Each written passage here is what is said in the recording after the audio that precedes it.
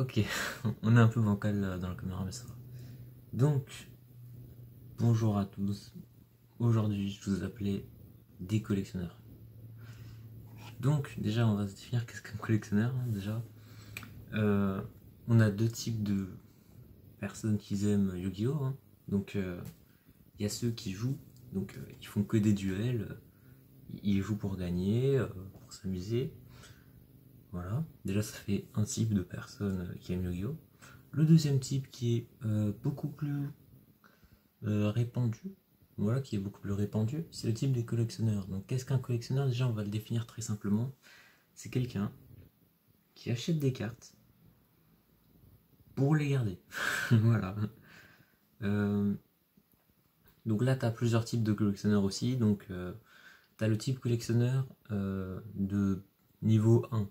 Voilà, on va l'appeler comme ça. Donc de niveau on n'est pas trop là pour jouer, mais un peu plus pour collectionner, mais ça va, on collectionne et on joue en même temps. Donc là, c'est à peu près mon cas. Donc c'est pour ça que ça c'est là dans l'écran, c'est pour ça que c'est ici. Donc ça c'est ce que j'ai réussi à amasser au fil de ces années. Voilà, donc là on a des petits trucs, il n'y a pas beaucoup de raretés hyper intéressantes, hein, si ce n'est la fin. Voilà, donc là j'ai mes petits OTS, du coup, c'est-à-dire que effectivement, comme je l'ai dit, les collectionneurs de niveau 1, du coup ils participent un peu, mais pas trop, hein.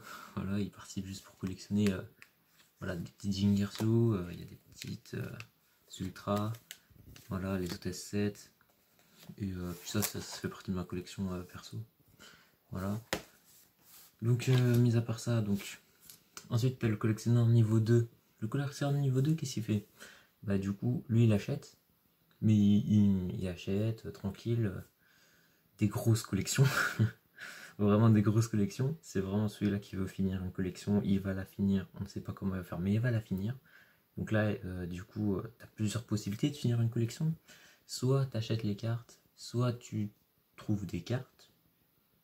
Oui, ça peut arriver. Ça m'est arrivé, hein, je vous jure, ça m'est arrivé. De marcher dans la rue comme ça et de trouver des cartes par terre. Ouais, du coup, elles étaient abîmées. En très très mauvais état. Mais je les ai trouvées. Donc ça peut arriver. Ça peut arriver. C'est donc quand tu trouves une pièce de 2 euros ou un billet de 10 euros par terre. Ça m'est arrivé aussi. Oui, c'est vrai. Je marchais dans la rue et j'ai trouvé un billet de 10 euros. Voilà. Et jusque là, tout va bien. C'est vraiment la chance que tu peux avoir qui est très rapide. Mais bon, passons. Donc ça c'est la deuxième possibilité. Et la troisième possibilité, c'est de participer à des tournois pour échanger des cartes du coup contre celles que t'as pas. Voilà, donc déjà pour les niveaux 1, donc comme moi, c'est très compliqué. C'est très compliqué, pourquoi? Pourquoi? Très bonne question, parce que déjà on n'est pas niveau 2. Du coup on n'a pas le nombre suffisant de cartes à échanger. Voilà, donc on a très peu de cartes, très très très peu de cartes. Je sais pas si vous voyez. Attendez, je vais vous montrer. Voilà. Ah, attendez, regardez. Ça, c'est ma collection de cartes. Ça fait pas beaucoup. Donc, ça fait très peu. Très très très peu de cartes. Voilà, on est toujours un peu bancal en fait avec cette caméra. Ok, je vais essayer de la régler bien. Ok, ça marche. C'est bon, ça tient. Ok, donc très très peu de cartes. Il y a genre 3 cartons seulement. Même pas. Il n'y a même pas de 3 cartons. Tout ça, je le mets dans un seul carton. Un gros carton comme ça de déménagement et c'est rempli. Hein. C'est bon. Donc ça fait vraiment très peu de cartes. Je vous jure, c'est très peu de cartes. Hein. Comparé aux collections réelles des collectionneurs niveau 2, c'est la moitié même pas. C'est même pas la moitié, c'est le quart. Voilà. Ensuite on passe au collectionneur de niveau 3. Qu'est-ce qu'un collectionneur de niveau 3? Vous me direz, vu que niveau 2 c'est déjà assez élevé.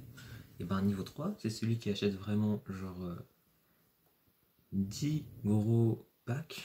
10 gros packs, des grosses displays plusieurs fois, genre 3-4 displays, histoire de réussir à obtenir toutes les cartes.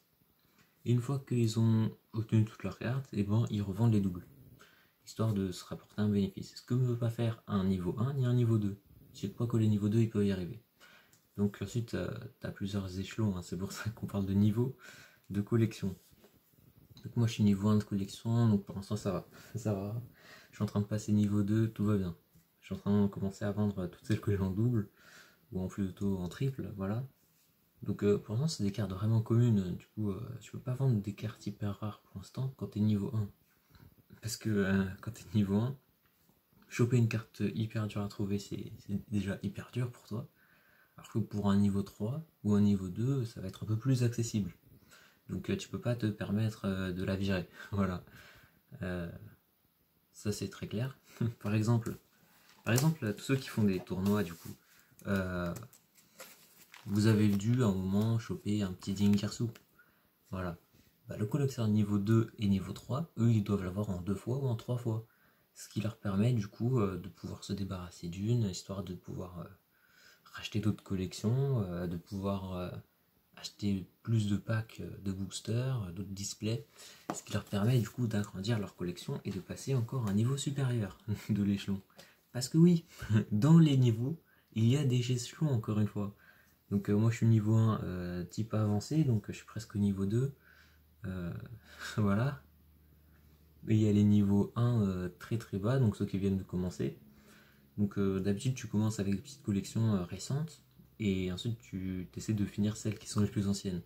Donc moi j'ai essayé de faire exactement l'inverse, j'ai essayé de partir à l'envers, déjà ça commence bien. Donc j'ai décidé de commencer par finir mes collections les plus anciennes pour arriver à mes plus récentes, ce qui n'a aucun sens hein, quand on y pense. Mais ça peut marcher, en soi ça peut marcher, voilà. Techniquement si t'as pas trop de problèmes, ça peut marcher. Voilà.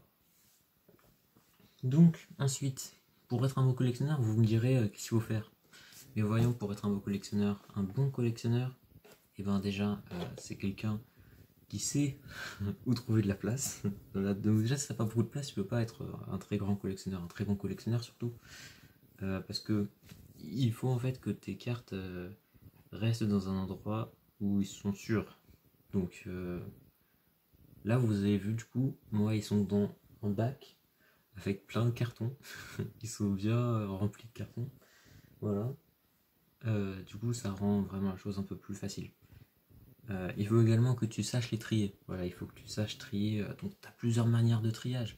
Donc, tu peux trier soit par lettre, ce qui est assez étrange quand tu y penses. Donc, soit tu tries tout par lettre, mais du coup, ça va être très long, très très très très compliqué de t'y retrouver, surtout si tu te souviens pas du nom de la carte. Alors là, t'es vraiment mal barré, hein, voilà. Je commence à en perdre vraiment. Je commence à bégayer, ça va pas du tout. La deuxième manière qui est un peu plus facile, c'est vraiment tu tries par type. Donc tu mets ténèbres, ténèbres, ténèbres, ténèbres, lumière, lumière, lumière, mais ça c'est un peu plus pour les niveaux 3, qui eux ont plus deux cartes à ranger, très clairement. Ensuite tu as aussi le type, on peut ranger par archétype, donc tu fais des machines avec les machines, etc.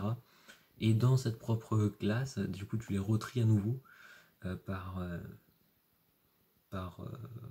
soit par attribut, soit tu peux les retrier avec du coup la deuxième méthode hein, qui est par série, par édition.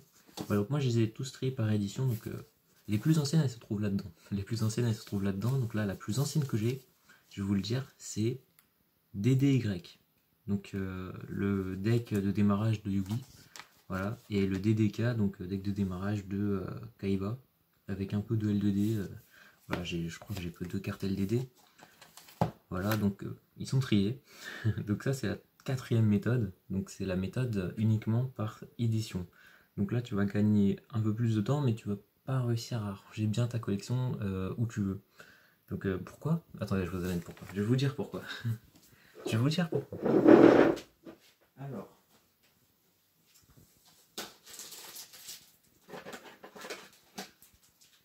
Voilà.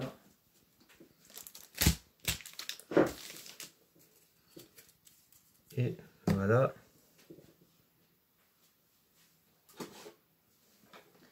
Voilà.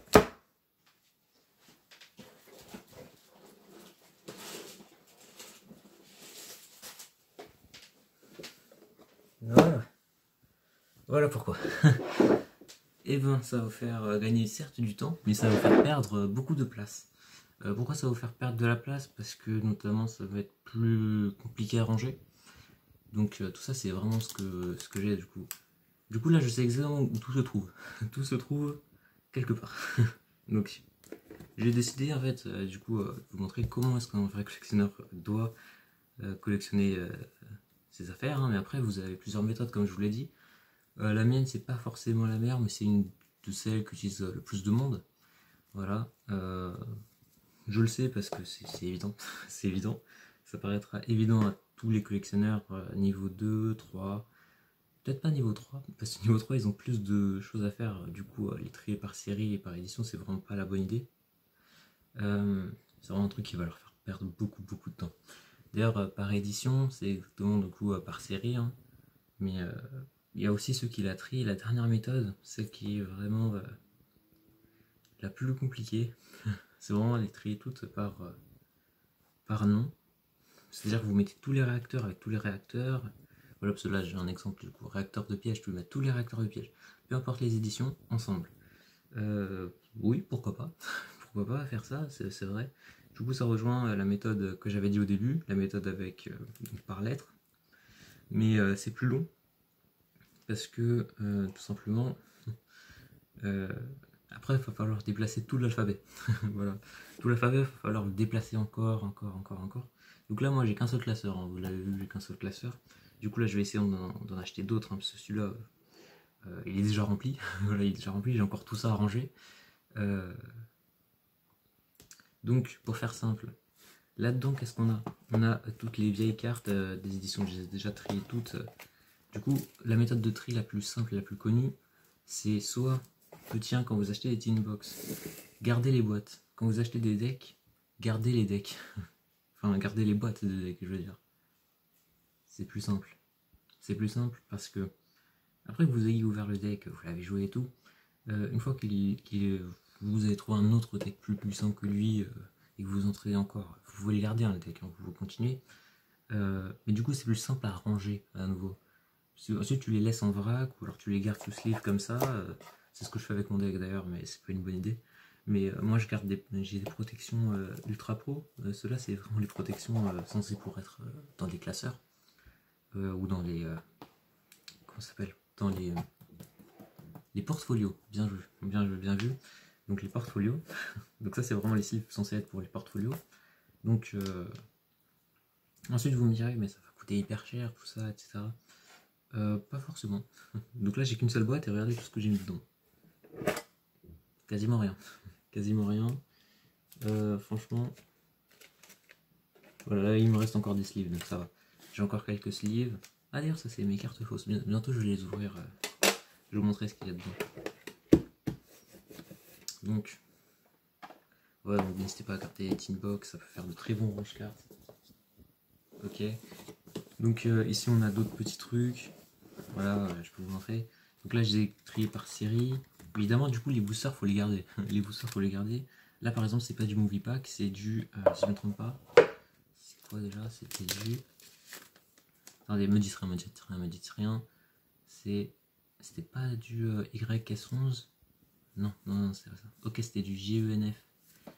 Ah oui, c'est bon, je m'en souviens. Ok. Donc par exemple, là c'est vraiment du LED6. Là, c'est du LED6. Là, c'est du LED4. Là, j'ai mis tous les LED, donc tous les duellistes légendaires, histoire qu'ils soient tous au même endroit. Là, c'est du speed duel avec du YS12, YS11. Voilà. Là, j'ai mis de la Néo Tempête des Ténèbres avec du méga. De la tin box, du coup. La tin box, elle est là-dedans dans les boosters. Pouvoir duel. Pouvoir du dueliste.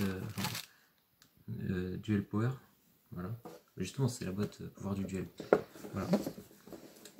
Et bien sûr, du coup, je me suis dit, je vais enlever du coup les trucs, enfin les plaquettes où on met les boosters normalement dans le pouvoir du duel, mais je l'ai décidé de le garder en fait, parce que c'est très bien pour ranger les boosters de façon plus équilibrée. Voilà. D'ailleurs, ça c'est pas censé être là normalement, mais bon. Donc là, regardez, là j'ai mis du munition, ça c'est du speed duel si je ne me trompe pas. Ou alors c'est du speed duel. Ok. Là-dedans, c'est pas du méga pack, bien au contraire, ce n'est pas du méga pack, c'est du Rira. Rira, donc c'était quoi déjà Rira? C'était, je sais plus c'était quoi exactement, je crois que c'était soulèvement de la fureur, un truc comme ça. Voilà, donc là il y a des trucs pour Rira. Je crois que là-dedans il y a des boosters italiens. Là non, je les ai enlevés. Ok. Donc voilà, les boîtes elles servent toujours. Les boîtes elles servent toujours, donc c'est pour ça que du coup ils vendent des boîtes de rangement à l'unité. Voilà, pour que vous n'ayez pas du coup à payer un prix exorbitant sans pouvoir ranger vos cartes. D'ailleurs, du coup, quand vous les achetez, elles sont vides comme ça. Donc il n'y a plus le petit range booster, je dirais. Voilà, du coup, ça vous permet d'en mettre beaucoup plus. Voilà, vous gagnez beaucoup plus d'espace. Pas la bonne place. Voilà. Et ensuite, si vous achetez des sleeves pour protéger vos cartes rares, etc., comme on est niveau 1, entre niveau 1 et niveau 2, en collection, du coup, c'est plus simple d'acheter des packs de sleeves de 100, du coup, et de protéger toutes les anciennes cartes avec ces sleeves. Donc, soit vous achetez des sleeves de qualité, du coup, pour vos decks, pour les cartes ultra rares, secret rares, prismatiques, gold, etc. Donc, vraiment, c'est ce qu'il faut faire. Prenez des ultra pro pour protéger les cartes les plus rares et les plus chères. Ou alors celles qui sont vraiment très anciennes et très chères. Voilà. C'est une réciproque assez logique, vous comprenez? Et ensuite, vous protégez toutes les autres avec des cartes, avec des sleeves, du coup, un peu moins qualitatives, on va dire, mais qui servent toujours. Donc là, vous pouvez voir, en fait, pour gagner en espace, du coup, on peut faire ça. Donc on met une sleeve et de l'autre côté, on met ça. Donc c'est exactement le même schéma, du coup, que les petits portfolios. Donc avec un côté ici, et on tourne, donc dans la même page. C'est de l'autre côté, en fait, c'est la technique des classeurs, des portfolios. Sauf que cette fois, on la met directement pour les sleeves. Donc on met 2 cartes dans une seule sleeve, c'est plus rapide, c'est plus simple. Et on les met toutes par série. Moi j'ai toutes mis par série, donc là c'est du CRMS. Voilà, que du CRMS. Et ça c'est du STON. Voilà, c'est la plus ancienne. Après qu'il faudra mettre dans le classeur suivant. Voilà, tout est trié. Donc là, il faut mettre ça. Ensuite, ça se suit comme ça. Tout se suit, tout se suit. Voilà. D'ailleurs, j'aime bien ce petit Gary Nitro. Petit Gary Nitro, d'ailleurs, il faut que je trouve le Nitro synchronique, c'est ça. Nitro synchronique. Voilà. Et donc, après, vous allez me dire, oui, mais on n'aura jamais assez de sleeves. Mais bien sûr que si, il n'y a pas besoin de sleeves pour protéger des cartes. On a besoin de la protection des sleeves. Donc les petites pochettes là qui nous vendent avec les sleeves à l'intérieur, vous les gardez. Vous les gardez pourquoi? Parce que vous pouvez mettre les cartes à l'intérieur le temps de trouver d'autres sleeves, ou tout simplement pour protéger, pour les garder par série sans que quand vous avez des grosses séries. Donc là j'ai normalement j'ai du Dupo quelque part. Voilà. Ça c'est la série Duel Power. Voilà. Pouvoir du duel. Donc toutes mes cartes pouvoir du duel elles sont là-dedans. Du coup ça permet de les garder sans qu'elles tombent, par exemple, contrairement à celle-ci que j'ai pas rangée du coup à l'intérieur de ces petites protections. Et ben du coup pour éviter que ça se passe la nuit, que ça tombe d'un carton ou qu'un de mes chats le fasse tomber, ce qui est déjà arrivé plein de fois. C'est déjà arrivé que du coup les chats fassent tomber mes cartes, du coup je me suis dit je vais les garder là-dedans, c'est plus simple, c'est plus sûr. Voilà, un petit Loki. Donc ça vous permet vraiment de garder vos cartes protégées sans en perdre. Voilà, donc vous n'en perdrez pas. Sauf celles que vous gardez évidemment du coup sans la protection des sleeves. Ok, c'est bon, j'ai réglé le problème du chat. J'en étais où? Je sais plus trop où j'en étais. Je crois oui. Du coup ça vous permet de protéger vos cartes. Par contre je vous souhaite quand même, je vous conseille d'acheter du coup les portfolios. Ils sont plus simples à utiliser. Voilà, du coup vous voyez plus facilement vos cartes. Vous avez juste à tourner les pages, hein. C'est bon, c'est pas non plus hyper galère. Moi j'ai pris des portfolios à 4 pages. Parce que, enfin 4 cases. Parce que c'est le moins cher. C'est le moins cher très clairement. C'est exactement pour ça. Donc, mais vous pouvez en avoir avec 6 pages, 9 pages, enfin 9 cases, 6 cases, 9 cases, 9 cases. J'ai vraiment du mal. Ok. Et tout simplement, j'ai exactement eu le même modèle du coup que pour ces sleeves là. J'ai mis une sleeve qui protège, du coup je vais vous montrer. Donc la même sleeve qui protège ces cartes là. On a mis les deux, voilà. Du coup, ça me permet de mieux les protéger, parce que les portfolios ça protège pas techniquement hyper bien, c'est fait pour protéger, mais par exemple si on secoue à l'envers, donc par exemple si on a transporté, je sais pas, si vous avez des portfolios qui servent pour l'échange, donc vous avez des cartes à échanger dans des portfolios, hein, c'est ce qui arrive, hein. Il y a des, du coup des joueurs qui viennent avec des portfolios pour échanger leurs cartes. Voilà, parce qu'en fait, comme je l'ai dit au début, il y a deux types de duellistes, de ceux qui aiment Yu-Gi-Oh! Il y a les collectionneurs et les joueurs. Les joueurs, eux, ils s'en foutent de la collection, très clairement. Ils veulent juste augmenter leur puissance du deck, la puissance de leur deck, de leur monstre. Du coup, ils t'échangent des cartes, toutes les autres cartes, hein, très clairement. Toutes les cartes dont ils se servent pas. Et du coup, ça m'a surpris la première fois que je suis allé en duel, du coup, pour un OTS 11. Voilà, du coup, c'est là que j'ai obtenu le Jengersu. Et ben ça m'a surpris parce que j'étais en mode quoi, mais tu vas m'échanger cette carte là, mais elle est super dure à obtenir, elle est hyper vieille et tout. Et moi je comprenais pas, j'étais en mode pourquoi il fait ça.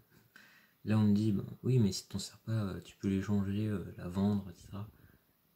Et moi comme je suis un collectionneur, comme j'étais du coup je suis toujours collectionneur niveau 1, ben quand même je me suis dit c'est bizarre, moi jamais je ferais ça, c'est bizarre. Et finalement, bah, je l'ai fait. J'ai changé des cartes, mais du coup de deck de structure. Voilà, du coup, le seul deck de structure qu'il n'y a plus dans le commerce à côté de chez moi, c'est Dragon Blanc aux yeux bleus. La saga du Dragon Blanc aux yeux bleus. Du coup, il faut que je trouve un moyen de récupérer les cartes que j'ai changées de ce deck. Et l'autre, c'est Cyber Dragon, mais il est qu'en anglais. Du coup, j'hésite encore à le reprendre. Voilà. Mais bon, ça va redire un collectionneur. Donc également, pour gravir les échelons, il faut augmenter deux choses. Petit 1, le nombre de cartes dans la collection. Petit 2, le nombre de... Comment on dit Le nombre de... Enfin, réduire le nombre de cases vides. C'est ça, réduire le nombre de cases vides. Par exemple, là, dans ce portfolio, j'ai pas mis les cases vides, donc des cartes qui me manquent. Parce que si je l'avais fait, ça m'aurait démoralisé. Très clairement, j'aurais été tellement démoralisé que j'aurais été en mode putain, jamais je finirai cette collection. Et du coup, c'est ce qu'il faut jamais faire, jamais perdre le moral lorsqu'on est un collectionneur, hein, très clairement. Donc, ce que j'ai fait, c'est que je les ai tous mis à côté, surtout pour gagner de la place, hein, parce que très clairement, voilà. Ce sont toutes des séries différentes, mais je sais exactement où elles sont. Par exemple, je cherche une carte assez ancienne, voilà, que je sais que j'ai. Je sais qu'elle sera soit là, soit là-dedans. Voilà. Donc je crois que j'ai que 1300, 1400 je crois, 1400 cartes, un truc comme ça, 1600. Ouais, un truc dans le genre. Moins de 2000 en tout cas, j'ai moins de 2000 cartes à mon actif. Voilà. Et malgré tout ça, je suis toujours niveau 1 tout simplement parce que je n'ai pas vendu assez de cartes. Tout simplement parce que j'ai pas assez de cartes à vendre. Voilà. Que je n'ai pas rempli mes quotas en tant que collectionneur. C'est-à-dire, je n'ai fini aucune collection.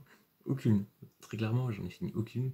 Les seules collections que j'ai complètes, c'est les decks de structure que j'ai acheté, à l'exception de Cyber Dragon et la saga de Dragon Blanc. Que j'avais les deux en français d'ailleurs. C'est vraiment, je suis très con. Alors, à part ça, il faut remplir du coup ces quotas-là. Pour être un bon collectionneur, il faut protéger ses cartes. Donc faites-le. Voilà. Et là vous me direz, mais comment fait-on du coup pour gravir les échelons plus rapidement? Il te faut de l'argent. C'est ça, il te faut de l'argent. Donc soit vous achetez des collections, soit cet argent vous l'utilisez pour collectionner des cartes récentes. C'est pour ça que du coup moi je tourne pas beaucoup de vidéos avec des cartes récentes à présent. C'est parce que là je suis vraiment dans le terme, je vais commencer la collection de tel type de cartes, mais pourquoi? Sachant qu'en fait quand je joue des boosters récents, bah, j'en ai un peu rien à faire en fait des cartes qui sont à l'intérieur. Juste quand j'ouvre un booster, c'est pour collectionner toutes les cartes qui sont dedans. Donc c'est à dire que si je commence par exemple celle de Toon Chaos, hein, voilà, que tout le monde s'est arraché il y a bientôt 2 semaines, 3 semaines je crois, et ben je pourrais jamais finir la collection et ça va me saouler rapidement. Même si j'obtiens une collector rare, hein, parce que je sais que je pourrais jamais la vendre. Voilà, c'est une carte qui restera dans ma collection. Je serai en mode ouais, c'est super, j'ai une collector rare, mais j'ai pas fini la collection. J'ai pas fini la collection. Très clairement, là j'ai envie de retourner en tournoi uniquement pour gagner les OTS 11. Oui, les OTS 11, hein, parce que les OTS 12, ouais, c'est vrai, il y a des bonnes cartes, hein, techniquement quoi. C'est les OTS 13 aussi, hein, il y a des bonnes cartes. Mais juste que j'ai que des OTS 11 et des OTS 7 dedans. Les OTS 7, je peux les acheter, mais les OTS 11, il faut que je les gagne en combat. Donc, très clairement, le seul moyen de réussir à finir cette collection, donc je crois qu'il me reste que très peu de cartes. Hein. J'ai plus de la moitié des cartes de l'OTS 11, il en manque très peu. Donc je vais essayer de finir ça. Voilà. Et ben c'était tout. J'espère que ça n'a pas été un peu ennuyant. Voilà, on va pas se mentir. Si ça avait été ennuyant, bah, vous avez qu'à me le dire dans les commentaires, j'essaierai de la refaire. Peut-être pas. Non, j'essaierai de l'améliorer la prochaine fois. Vous avez qu'à me dire d'ailleurs qu'est-ce qui est mauvais dans cette vidéo. Comme ça, je l'arrange à la prochaine. Oui, la prochaine, c'est ça. Donc n'hésitez pas, du coup, vous mettez un petit pouce, vous mettez un petit commentaire, vous mettez... vous partagez. Putain, je suis en train de me coller à ces trucs. Voilà. Vous mettez un commentaire, vous partagez, vous abonnez. Faut vous abonner, les gars. Comment vous voulez que j'avance et que je finisse mes collections si vous vous abonnez pas? C'est vraiment le gars hyper égoïste. Non, mais en plus, c'est vrai quoi. Un collectionneur, c'est hyper dur pour lui parce qu'il faut qu'il ait de l'argent pour finir ses collections. Moi, très clairement, j'ai pas l'argent nécessaire quoi. Vous voyez tout ça? Je crois que ça va coûter 1000 € en total durant 2 ans. Ça va coûter 2 ans, tout ça. Tout ça, hein, seulement pour moins de 2000 cartes, ça va coûter 2 ans. Il y a des gros collectionneurs du coup niveau 2, niveau 3, eux ça leur coûte beaucoup moins. Et les joueurs ça leur coûte beaucoup moins parce que tout simplement ils revendent leurs cartes. Chose que niveau 1 tu ne peux pas faire. Donc je vous conseille, là c'est un conseil. Là c'est un conseil réel. Donc à tous les collectionneurs qui vont commencer, vous allez commencer niveau 1 directement, vous n'allez pas sauter direct l'étape niveau 2. Donc pour éviter mon problème qui est en 2 ans je n'ai toujours que 2000 cartes, attendez d'avoir assez d'argent quoi. Vraiment, fixez-vous le but de je veux finir telle collection, sinon vous n'y arriverez pas. Voilà, la seule collection que j'ai finie, il me manque encore très peu de cartes, je crois, il me manque même pas une dizaine. Voilà, c'est la destinée immortelle. Voilà, donc c'est LED5, c'est avec la nouvelle Necrophire hein, que je n'ai toujours pas. Voilà, j'avais sorti la vidéo d'ailleurs, je vous mettrai le lien en description, c'est très très drôle. Enfin, c'est très drôle vu que j'ai pas de chance. Voilà, donc je vous conseille vraiment de vous fixer le but lorsque vous ouvrez un booster de finir la collection. Vous verrez que c'est très compliqué, que ça va vous coûter très cher. Et vous comprendrez du coup pourquoi il y a très peu de bons collectionneurs, très peu de gros collectionneurs aussi. Je crois que le plus grand collectionneur qui est le plus connu, enfin que je connais le plus, le seul collectionneur que je connais le plus qui a vraiment fini quasiment toutes ses collections, c'est Doc7. Doc7, je crois qu'il a fini quasiment toutes ses collections. Je crois qu'il en reste 2 qu'il n'a pas fini. Il y a également les joueurs qui du coup se sont pris par l'envie de finir des collections, de commencer des collections. Voilà. Mais du coup, il faut vous dire que c'est très compliqué. Donc quand on commence à finir une collection, vraiment là tu commences à avoir de la joie, tu te dis allez il m'en reste qu'une, il m'en reste plus que 10, il m'en reste plus que 5, voilà. Et là tu te dis c'est presque bon. Voilà. Sauf que moi j'ai décidé de finir toutes les collections en même temps. En même temps c'est très compliqué. Parce que finir une collection, ça va. En finir une centaine, c'est plus compliqué.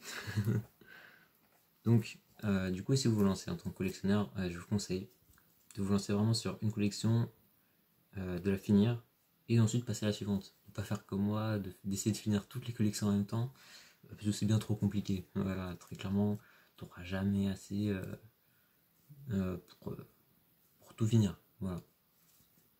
Même si tu gagnes un bon salaire, hein, même si tu gagnes un bon salaire, tu n'y arriveras pas.